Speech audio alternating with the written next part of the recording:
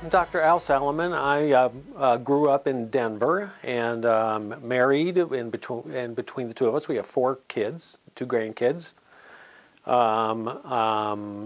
and spent my whole life in Colorado and trained in Denver. And my first job right out of residency was in Glenwood Springs, where I practiced for 30 years. And when it came time to start looking for a place to retire to and settle down and slow down a little bit, my wife and I looked at this area. The quality of life is wonderful.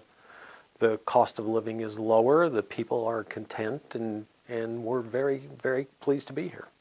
So I chose to work here in Delta for several reasons. First, of course, is the proximity from home. I live in Montrose, and being this close to home is going to be a real luxury.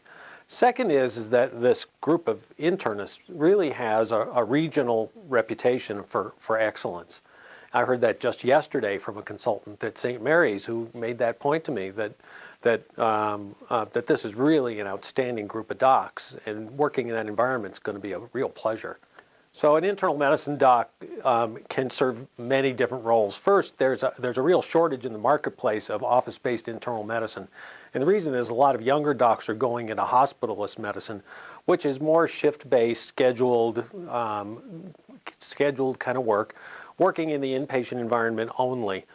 And as such, there's a real shortage for office-based internists. Office-based internists are both by primary care docs and consultants in complex diagnostic dilemmas. And a lot of docs go into internal medicine for exactly that reason. It's for the intellectual challenge and stimulus of the complex diagnostic quandary. And I've been very privileged and very blessed to work with many, many different types of patients and multiple generations of families, and I don't take it for granted. It was a real blessing. I worked for 10 years doing mostly administrative duties. That's a tough job. I admire anybody that has the fortitude to do that in a tough environment. And I still like being involved, but given how stressful it can be, I step back, and I've been doing pretty much patient care for the last 2 years.